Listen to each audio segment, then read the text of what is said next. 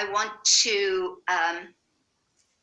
say how impressed I have been by your project. Truly extraordinary what you have been able to achieve in such a short time. So, of course, we have your sparkling vision, and 2020, of course, means that you have perfect sight. And when Professor Bruce and I were in Doha a few years ago, their entire project was around 2020 because it was perfect vision. And that is indeed, I think, what you have. You have an incredibly ambitious mission that's already collected an impressive number of faculty and students. And I must say, until this morning, I had not realized just how many people you have already collected and with whom you are in regular touch. So that's quite something. And of course, what you have so far is a huge number of languages. And of course, language opens up into civilization. So your mission does appropriately start with languages. So,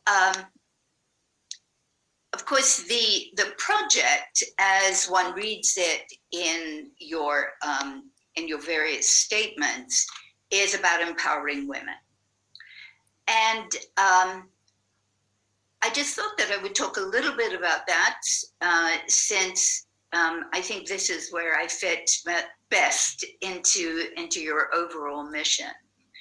And that is, yes, the project is about women, but doesn't yet have a curriculum that pays attention to women's needs and rights. And when I say that, I'm talking about specific needs and women's rights, because every area, as I will mention in a minute, has conditions that are specific to what women need, what they lack. And so there is much to be learned from the ways in which women's and gender studies and feminism are being taught elsewhere. It's interesting that it was in 1945 in Egypt that a woman called Dugan called for Arab feminist or Arab women's studies programs. And in fact, there was no women's studies program anywhere until San Diego introduced its first women's studies program in 1970. So it is out of the Arab world that we have the first demand for a women's studies program that would be tailored for Arab women's issues. And so I think that is something that is important for us to think about, that it does not come from the West first. It comes, at least as from my knowledge, it comes from the Arab world. And yes, absolutely crucial to respond to local conditions so that one avoids having the imposition of assumed universal needs onto places where they are not relevant. So as I say, the first issue is to empower women where they are.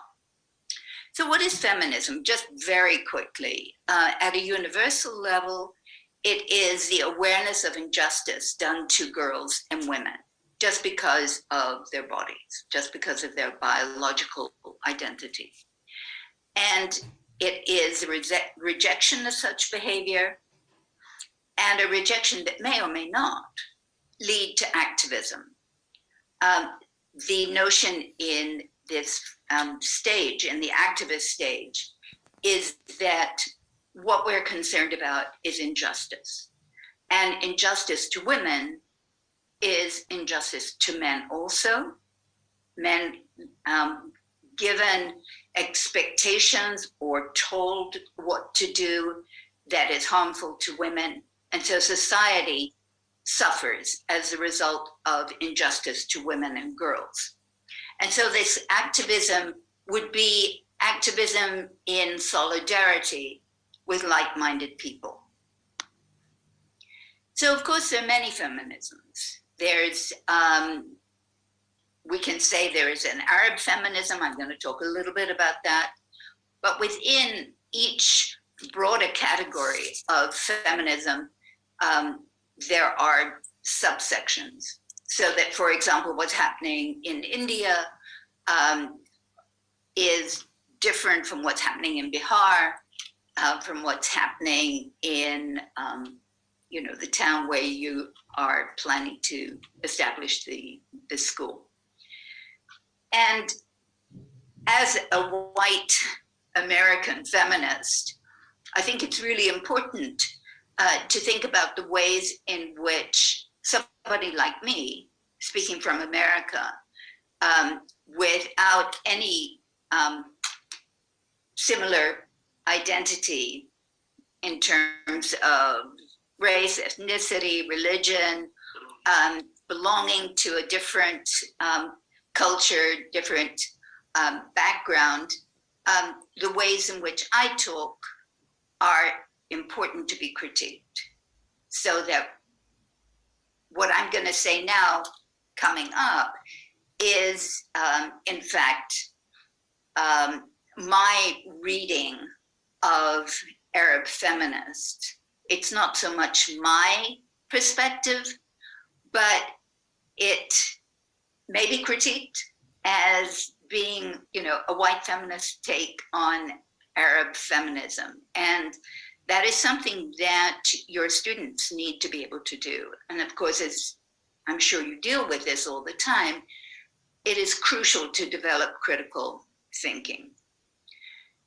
So in the case of the Arab world, there's specific issues, right? So there's religion, specifically Islam. There are colonial legacies. So colonialism that was different in every single place. India had its own experience of British colonialism, but in what way do these colonial legacies continue to disempower women? And then, of course, this specific kind of poverty that I'm talking about in the Arab world is as a consequence of imperial projects. So we have the IMF debt, sanctions that my government seems to slap onto anyone it feels like slapping it onto, the whole issue of oil. Why are we so interested in Iraq? Why are we such good friends with Saudi Arabia? Can that person mute themselves? Thank you. Okay, so just very briefly, of course, in terms of religion and Arab feminism, the hijab, or the face or hair covering, has been a huge issue in the Arab world. And I would say specifically in the Arab world. So it's not Islamic. It is not called for by the Quran, the hijab. Never once are women told in the Quran to cover their hair or their face, only what they would, out of modesty, cover with something else, a jilbab or a khimar. So that has been a source of contention. Arab feminists have been dealing with this for over 150 years, writing about it. When there were publications that accepted Arab women's writings, we begin to see in the 1880s women publishing their demands for their rights. And their rights are, of course, education and a career, and a choice in marriage, and a choice in the way they dress and appear. They did not have those rights. And so this is something that became really, really crucial, and we'll see there's a turnaround. So of course, part of the problem of the hijab and covering oneself up when one went outside was that the encouragement to stay inside for women, middle-class women. Of course, working class women have to work, so it's a very different issue. So we're talking about a very class-specific issue, is that homosociality, or women associating with each other, has its positive side and its negative. So the positive can be when women choose that space. So then when Professor Bruce and I were in Saudi Arabia, it's nice to hear that there's a baby watching this. Maybe the baby would like to be muted. Okay. So when we were in Saudi Arabia, it's really interested.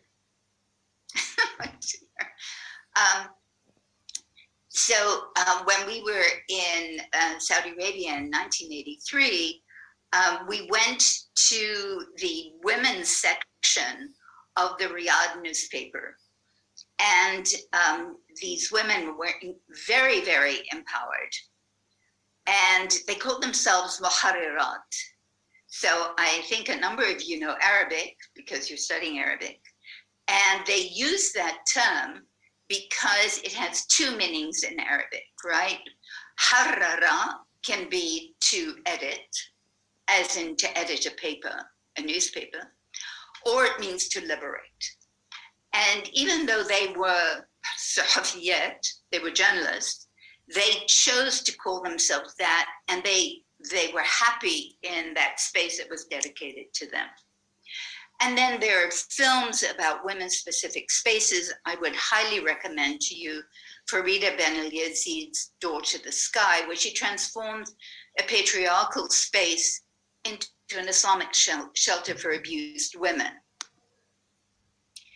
So there have been many jihads against the hijab, culminating in 1923 with Huda Shaarawi and her project to unveil that went across the world, went as far as Indonesia and certainly to Muslims in Europe.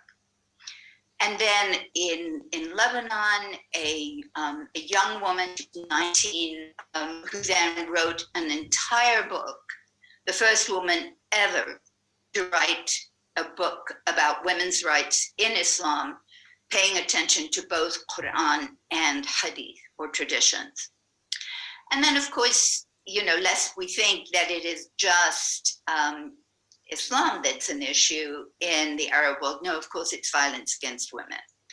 And there, of course, in the conference that Rajiv organized back in November, we had a very powerful, painful paper about violence against women in India, and specifically in Indian film. So the most powerful, most persuasive Arab feminist voice was Nawal El Saadawi's, who died in 2021. And she was a fierce advocate of women's rights, and particularly against female genital mutilation. Again, a very specific issue in Egypt. So it isn't in the Arab world, but in Egypt. And she was the first to write about her own. And then she founded an association, the Arab Women's Solidarity Association, in which she talks about the importance of women and men taking part together in feminist organizations, in working for democracy, justice, human rights, and peace. So we cannot have any form of freedom, justice, if men are also not part of this project. And so to have Rajiv as the founding philosopher, imagination behind this project is crucial, because it has to be with men. So in the at the beginning of the 90s, we have the return of the veil, fills many women who had fought against the veil with consternation. How could it be that the veil that was so oppressive, that is such a symbol of patriarchy, how can young women choose it? And that takes us back to the earlier argument by the Lebanese Druze woman Nazira Zeineddine, who said, choice is crucial. In the Quran, there is no coercion in religion, la ikrah fi din, and that means you cannot force me to veil in the same way that you cannot force me to unveil. And so we have what I now refer to as a hijabi activist project that has spread around the world. Very, very empowered women who demand respect for the way they look. So Arab feminist political thought, like all feminist thought, is broadly concerned with injustice to all. And it's made up of many strands that braid together local, national, religious, sexual, and class concerns. And I would say that we could take, generally, in terms of trying to build a feminist project, of a feminist educational project, so know your religious texts, whatever they are, you know, in Bihar, in Indonesia, in Istanbul, in France, and then learn what those texts say so that you can attack, denounce deliberate misinterpretations that are misogynistic. Advertise the price that society pays for physical violence against women, because to beat one's wife, to cut the clitoris of one's daughter, to ignore your grandmother, these are only some of the terrible injustices around the world.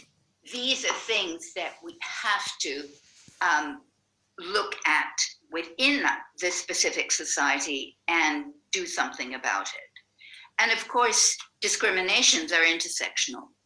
And so those have to be recognized, connected, and then strategies have to be coordinated. And this is exactly what you guys are doing.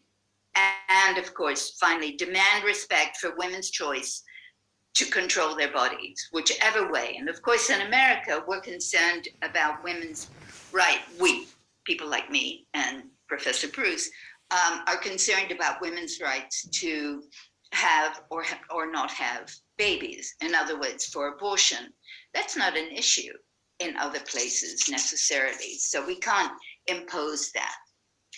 So in closing, I want to go back to the words of both Rajiv and Professor Bruce, and that is that your wonderful project, UGS, should be maybe thought of as a form of therapy for COVID. And why do I say that? I say because I see in this, I read in your project, the ability to find in the worst crisis, the worst universal crisis in the plague of the COVID, a brilliant perspective for the future. In starting it with Perfect Vision in 2020, you have been able to connect beyond place to new possibilities for your school to grow beyond its original goal, which I think was Rajiv's grandfather's. And you've been able to do this, to universalize in a way that would, I would say in 2019 would not have been possible, through the instrument that COVID enforced upon us, Zoom. And so in closing, I want to say that I want to offer you my services in whatever way I can be helpful. I think I can be most helpful in trying to work with your teachers, your students, to develop a women's studies program that is tailored directly to the needs of UGS and to the desires of everyone connected in this wonderful project. So I wish you good luck. Thank you very much. And I want